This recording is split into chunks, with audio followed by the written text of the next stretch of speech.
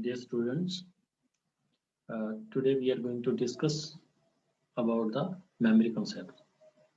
In this lecture, we shall be looking forward for the concepts of memory. First of all, what is memory? Memory is a unit in computer for storing the data. A memory is just like a human brain. It is used to store data and instructions. For computing, memory refers to a device that stores information for immediate use in a computer. Now, as you all know, this memory is very important for human as well as computer. And we have to understand one thing, that computer works as exactly how human body functions. Our body is being controlled by the brain. So when we say a memory is just like human brain, it means by just this sentence we can guess that how crucial, how important a memory is there for the computer, because everything which is being performed by the computer, it is performed in the memory. Every task whatsoever computer performs, the functionalities, different functionalities, it all happens in the computer memory. When we say memory, it means there are certain instructions which are being performed on the data, and data is then manipulated, and that's how computer works. Now when we say uh, the memory measurement units are there. What is the memory, what is the size of the memory? And a very simple thing, whenever we say this computer is very high speed computer or this is a very normal computer, then there are two factors, major factors. One is memory and another is processor. We If we are having large memory, then our computer will perform more function because we will have more memory there. And of course, the processing speed is also necessary, that we will come across later on. When we say we are having memory of this size and that size, so the small unit of memory is bit, and bit comprises of two words, that is binary digit. That's why it is bit, B for binary, bit and digit for it for digit. So it is binary digit. Then when we say binary digit, so it is two digit. Two digits are there, 0 and 1. It could be anything. It could be either 0, then also it is a 1 bit. It could be 1, then it is also 1 bit. Then combination of these two bits, if there are 8 bits, it could be all 0, it could be all ones, it could be combination of 0 and 1. When we are having a combination of 8 bits, they comprise they comprises a byte. We are having kilobyte, we are having megabyte, we are having gigabyte, so on and so forth.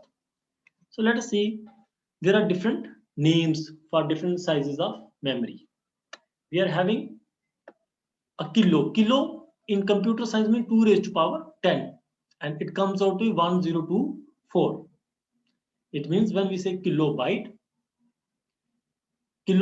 that means how many number of bytes? 2 raised to power 10 number of bytes are there. Then mega, it means 2 raised to power 20. Then giga, 2 raised to power 30. There are tera, 2 raised to power 40, petabyte, exabyte, zettabyte, zotabyte, so on and so forth. The number goes on. So these are the memory units in which we measure the memory. Then in the common types of storage devices used in computer are primary storage devices and the secondary storage devices. The major two kinds of storage devices are there, the primary storage devices and secondary storage devices. So is the memory divided into primary memory and the secondary memory. Primary storage devices. These are the devices which store the primary memory. The concept of primary memory. Primary memory is internal memory of the computer. It is also known as main memory or the temporary memory. Primary memory holds the data and instructions on which computer is currently working, as I already told you. primary memory is a volatile in nature. When we say it's a volatile in nature, that means you must have come across, if you don't save the data and just close the file or close the window, that data is not saved in the computer until and unless we do not have saved that particular data. And when we switch off the computer, that data will vanish from the primary memory, because everything which is functioning in the computer, it is happening in the primary memory. And if it is not saved, when we say the data is saved, then the data is saved somewhere in the hard disk of the system. But for the functionality, the actual number of manipulation of the data, actual computation of the data with the help of computer instruction happens in the primary memory. That is, further we are having categories of primary memory. We are having two categories of primary memory, that is RAM and ROM. Now, when we say RAM, that is random access memory. And when we say ROM, that is read-only memory. So let us discuss these two memories. When we say random access memory, RAM is known as read-write memory. It is generally referred as main memory of the computer system. It is temporary memory. The information stored in this memory is lost as the power supply to the computer is switched off. As I already told you, when the power is switched off, the content of the primary memory, they vanishes, or of the RAM, the content vanishes. That's why RAM is also known as volatile, because volatile substance which evaporates. Like if we are having petrol, alcohol, then in the exposure of the environment, they vaporizes, they are volatile, they do not stable, they are not stable, so they vanishes. That's why the word come from that particular uh, nature, that it's a volatile in nature. Now we are having further category of types of RAM. When we say RAM, random access memory, that is static RAM and the dynamic RAM. When we say static RAM also known as SRAM, the information remains as long as the power supply is on. So SRAM are of higher cost and consume more power. It consumes more power. When we say, why we are saying it consumes more power, that's why it is also costly, because it needs continuous refreshing of the memory, because there are circuits in the computer, so those circuits need continuous supply of the memory for the functionality. So now we are having dynamic RAM also. Dynamic RAM, also known as DRAM, it stores the information for very short time, very few milliseconds. Even though power supply is on, it also consumes less power in comparison to static RAM. So there are broadly two categories of RAM. RAM is very important component of whole of the computer memory, because everything which function, whatsoever the function computer actually is performing, it is happening in the RAM. Calculation is actually happening in the RAM. That's why most of the time we say, when we go for the purchase of any electronic device, particularly computational devices like mobile, or for this laptop or the desktop computers, we ask what is the RAM of this system, because it will very significantly important for the speed of the computer. So this is the importance of RAM. Now another component of primary memory is read-only memory. Now they both are very important, both are categorized in the primary memory, but still there is a little difference between these two memory.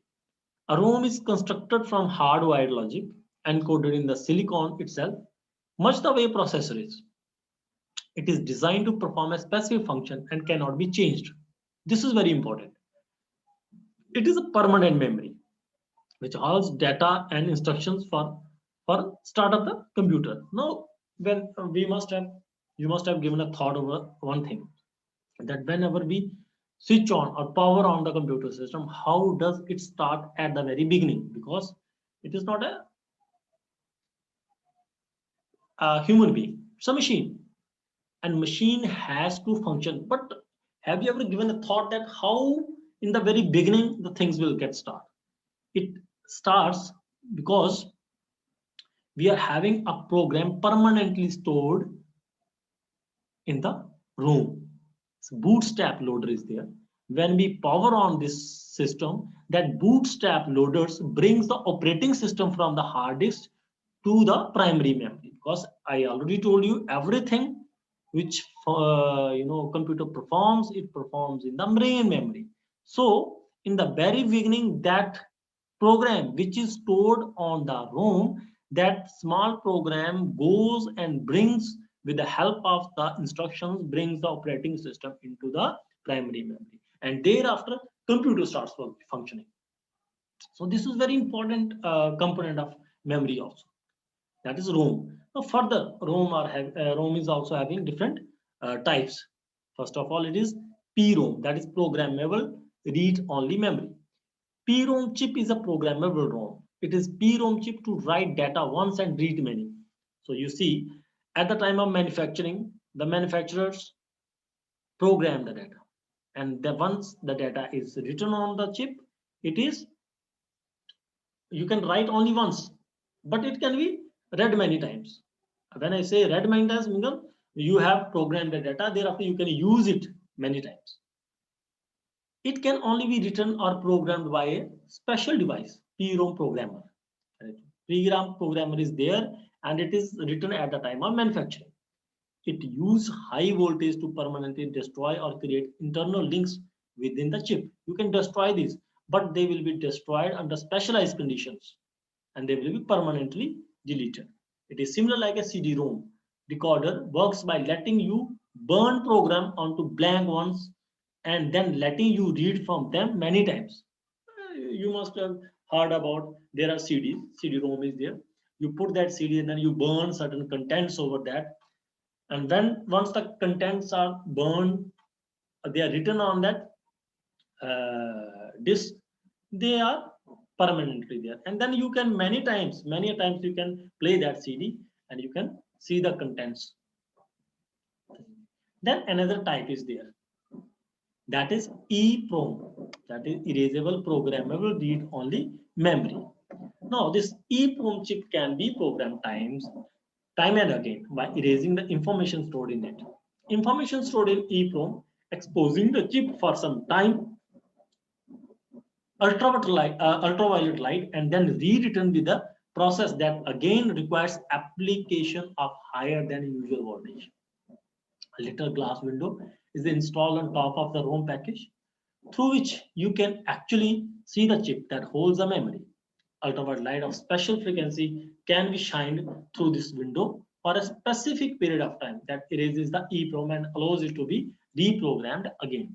So that is the way how you can erase content, but under specialized conditions. So when ultraviolet rays are used to erase the contents, and they can be rewritten once again. Now there are another kind of PROM, that is EEPROM, that is electrically erasable programmable read-only memory. The EEPROM is programmed and erased by special electrical waves in milliseconds. It is the next level of erasing the data, which is erased under software control. Earlier, that EEPROM, that was under ultraviolet light of specific frequency. And when it comes to EEPROM, they are also erasable contents, but under software control. A single byte of a data or the entire content of devices can be erased. So when that is number of instructions, when we say software, so it will be combination of certain instruction, and those instruction will define that what content we have to erase, whether a particular content, single content, or whole of the content has to be destroyed. This is the most flexible type of ROM, because there you are having control over whether you have to erase a small portion of the content or whole of the content, or whatsoever the content you want to erase, you can erase that with the help of software, and is now commonly used for holding the BIOS programs. Basic input output system there, and BIOS program are commonly they are written with the help of EEPROM. So near to this primary memory, we are having a cache memory. It is neither primary memory nor secondary memory, but it is a kind of memory buffer near to the primary memory.